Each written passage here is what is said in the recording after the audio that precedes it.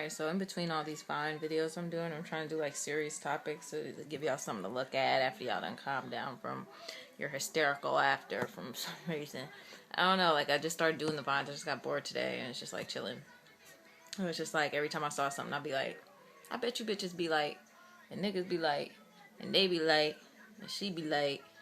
So I was like, let me make that shit. But yeah. I had to write them down because there were so many. But I've already done one on psychedelics. Like I'm tired of talking about fake bitches, fake studs who pretend to do. I've done that one already. Y'all really gotta go look for the shit. Like just look for the titles. It's in there. I've done half of these topics that y'all give me.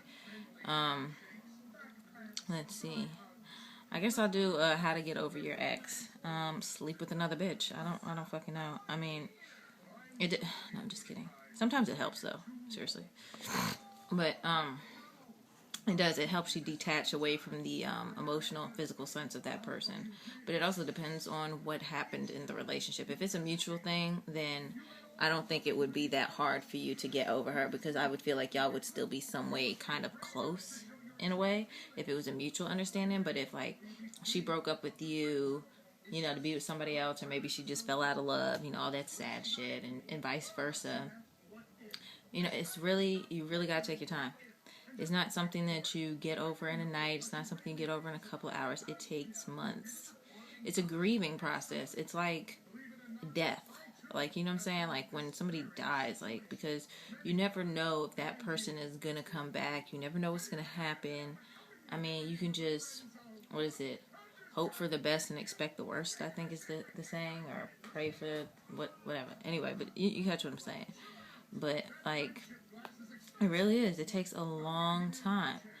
And you know that the feelings are still there when you look at her and you feel something. If you can look at your ex and feel absolutely nothing, then you're over it. But if you can still look at them and still get jealous, or they can spark any kind of emotion, whether it be happy, sad, mad, they still have a grip on you. That means they still have a hold on you. Either you need to confront them and let them know, like, look, this is a problem that I have. Can we just talk about it? Y'all may not get together. Don't use that as an excuse to get back together. But sometimes you need closure. Sometimes you can't just leave out of a relationship without knowing why. And that is the worst feeling ever, is to be dumped and they can't tell you why. That is like the most selfish shit, I think. Like when you break up with somebody and you're just like, I don't want to be with you. Well, why? What did I do? And you're just like, I just don't want to be with you. Like there's no reason. Like I would rather you be like, well, I stopped loving you, or I'm in love with somebody else. At least then I would know why. But for you to just like up and leave and just be like, it's over, and then you just go Casper on my ass, no, that's not gonna fucking work for me. I'm sorry. It's real fucked up, because it's mentally torturing. And then the emotions, like you're 1 minute you're happy, like it could be like a month or two after you guys break up, and all of a sudden you could see something, or somebody will say something, and it'll spark back a feeling that you thought was dead, because you never get over that shit.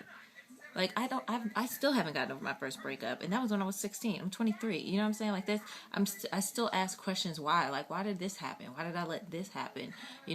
Why didn't I say something? I mean, you can't go back and change that shit. All you can do is just learn from it. Each breakup is a stepping stone. You learn from your mistakes. You gain knowledge from that shit. You know what I'm saying? Like, when you break up with somebody, the whole point is to not do the same thing that you did in the relationship before in the relationship that you currently get into. If you're doing the same shit that you were doing in your past relationship, then you didn't learn shit. Then you deserve to be by yourself. You know what I'm saying? Because it's you have to change. You just can't keep everything spinning in a circle, just round, and can't keep going over and over and over the same shit. It's fucking tiring. You don't learn anything. You're not gaining anything. You're gonna be like fucking forever alone. You know what I'm saying? Like you have to, whether or not you want to change. Sometimes a change, you think that, oh, well, I don't want to do this for this person, and then turn around and we're not together, or what if that right person doesn't come along? Change for you. It's not always about somebody else. Like, stop thinking that because you're changing yourself that you're changing for somebody else. Sometimes you're changing for yourself, and it's for the better. Trust me, there are plenty of things that I've done in the past that, I wish that I still did today. Like, when I was younger, I used to spaz and flip the fuck out. You know what I'm saying? Like, and that's real shit. If somebody used to piss me off, I'd be like, blackout mode, and I'd whoop your ass, and I'd wake up from like a blackout mode, like, I guess you just got your ass whooped. I gotta walk off nonchalant, but you can't do shit like that. You know what I'm saying? You just can't. You ever say I have a child? I just can't black out and just go, kung fu panda on a bitch. That's fucked up. You know what I mean? Like, there's so many things wrong with that. But like I said, learning from doing that before, from fucking shit up, getting in trouble, you learn not to do that shit. You know what I'm saying? So it's the same thing with relationships. If you do something wrong, or if there's something that somebody doesn't like and you think that that's going to fuck up your current relationship, either talk to your spouse about it, your partner, whoever, and, discuss the problems. Because like I said, communication is key. Whether it's an ex or a girlfriend or somebody you're trying to get to know, if you can't talk to the bitch, then y'all can't be together. Understand that. That's what everybody feels to realize. You can't just be with anybody just because you feel some kind of way. Oh, I love her. Well, why you love her though? Why you gonna love her? Well, she makes me feel so special. So, didn't your mom do that? Like, for the first 18 years of your life? Like, the fuck out of here. She's supposed to make you feel like, on top of the world. She's supposed to make you feel like everything you do is great. But you can be greater. You know what I'm saying? Like, that's how it's supposed to feel.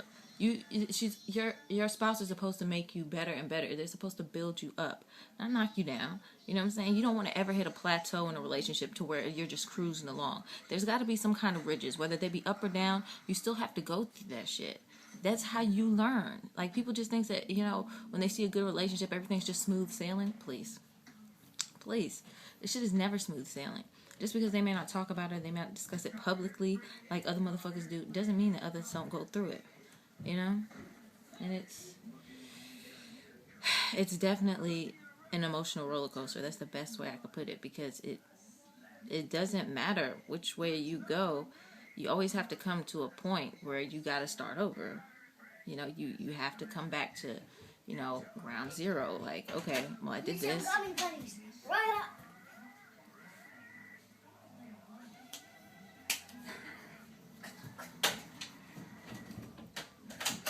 That was poison.